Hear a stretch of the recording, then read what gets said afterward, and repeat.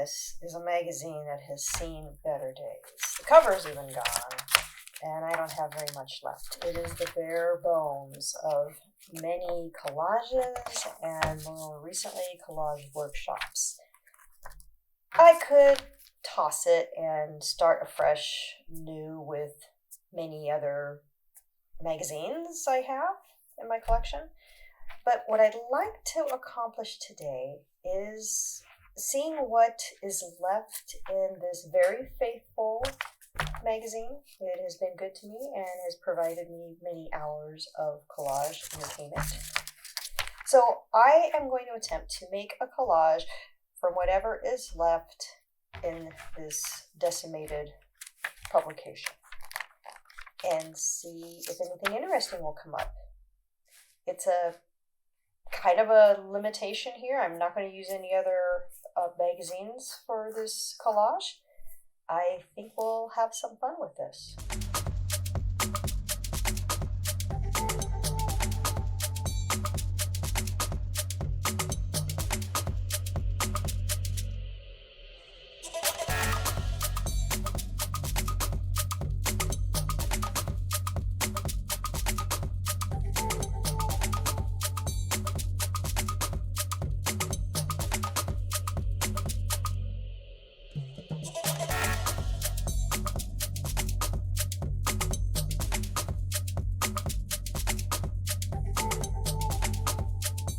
This is giving me major mailer vibes when I will do a collage based only on product that comes to me in a mailer, the paper product that is. And then I was looking at this Allure magazine, and it's actually from November of 2020, so we're talking almost 5 years.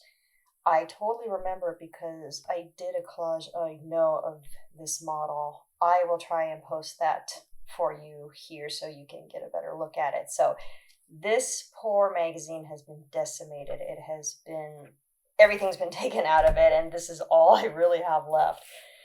And because I was teaching a class this week about text, I was grabbing a lot of text. I normally don't use text in my collages, but why not? I'm still in the text mood. I might use text in here.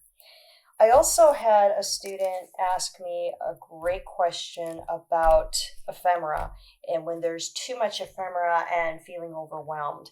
And I was grateful that my answer came quickly. And I said that, well, you've got to find your focal point. Once you got your focal point going, then the rest of it should come together if it's meant to be, if it's going to be a good composition. And then this happened. I love this kind of absurdity when that occurs. Is she my focal point? I don't know, because I also have this wonderful image, movement and color and stance. I don't know. I may want to go with something like that. I could even go smaller with this image. It's also important to think of your secondary images when you are doing collage. It's not just about the focal point. Focal point's important. Choose your focal point first. Go after other imagery that is interesting to you. It could be text, or it could be an orange peel. And then from there, consider what's your background going to look like. Now, this would be a lovely background, and I think I used it in that same collage with that other model from this magazine. Normally, I don't stay with just one magazine when I am creating collage. I derive other images from other magazines for that contrast, that quirkiness, that absurdity, but we're not doing that today. And then you always have to look on the back. See, I thought about taking this Ralph Lauren ad, take away the little polo guy, and just keep the words LV, the letters, and find another O. But then she's on the other side, and she's awesome, and I don't know what to do. So yeah, some decisions need to be made. And I was drawn towards the lipsticks also, because again, I'm limited. Normally I wouldn't. I probably would be like, no. I'm also drawn to the color, to the backgrounds. And I'm kind of trying to come up with a solution here, what I might do with this collage and with its background. But then there's wonderful little imagery like right here. I'm not crazy about the text being here, and when this happens, what I usually do is I won't use it or just use a small portion. And this is just wonderful. I love looking at graphic design because this inspires me, even though it's like really not something I would probably go for. But this is the kind of thing that inspires me to create and to build from my own trove within. So let's go ahead and start again. Consider the focal point, secondaries, and backgrounds.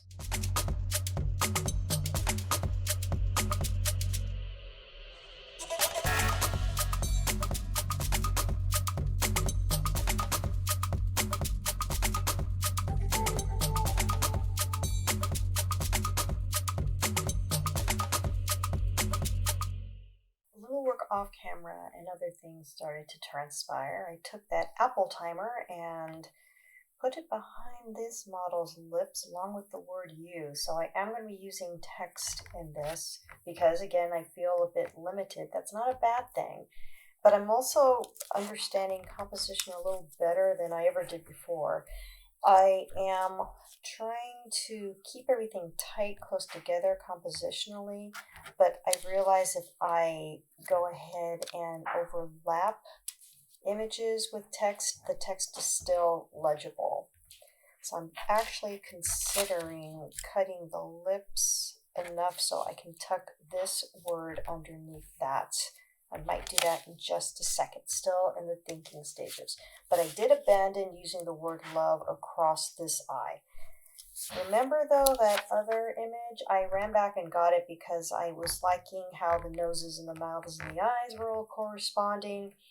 And I also wanted to make sure that I kept something that was having a proper flow and also corresponding with each other and still looking appropriate while being absurd.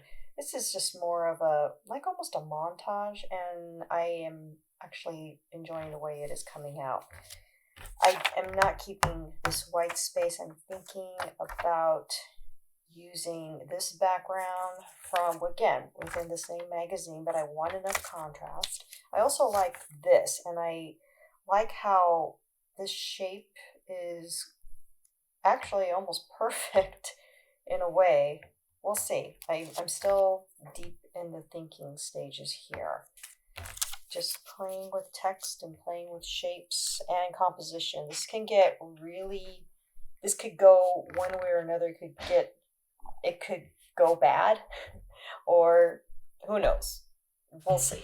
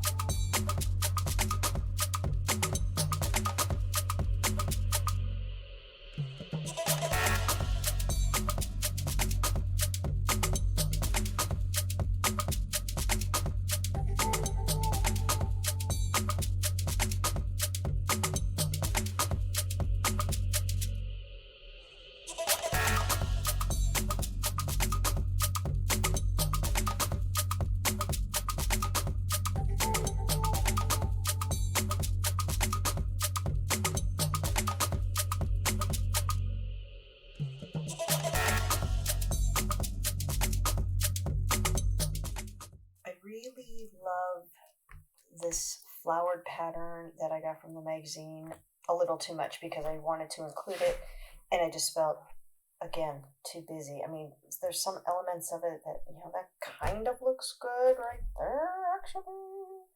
I just was playing with that, but I wanted to have it throughout, and I just wasn't feeling it. And these are the serendipitous things I wanted to point out. I went with a triangle here, and I realized it kind of matches the V in love. And also, and I wasn't thinking that wasn't planned, and nor was this little red telephone cord heart going to match with this apple down here. So I'm really pleased with actually how this turned out. But the reason being is that the more I expand it out, on this, making it bigger, the less I liked it. And when I kind of crushed it a little bit more in, I liked it even more. Even more so, I'm going to probably take this out. It's really just not necessary. I think it takes from the composition, and now we have something even tighter. And I was even thinking of maybe cutting this L a little bit more, but then you do lose the word, although I think just then it looks like it says love you Al, and there's no Al in here unless you want there to be an Al. I think this is done. I think this is enough that we can call it complete, and we can throw away that magazine now. It has served us well. Maybe. I still have a couple interesting pieces I may want to play with later. But see, you have to, for me, you have to start with a lot of pieces and build from there. If you don't, it gets frustrating, and then your collage is no fun. And then wonderful little things like this start to happen. And you're like, another one perhaps? Do you think I should do another collage out of what I have left of this poor magazine? I don't think I have a focal point. That's the problem. I really do not have a focal point. We can make one up. The tricky part with this also was background. Did I need a background after all? The background became the faces of one of the models, and that worked fine. So it's something to think about. Faces can be backgrounds. Oh, I just ripped this. That's sad. Oh, I don't know. I mean, maybe I'll do another collage with this magazine. I want to do something different, but nonetheless, we are done for this week. I'll give you a closer look at this piece. And as always, I thank you for watching. Let me know what you think in the comments, and I will see you in the next video.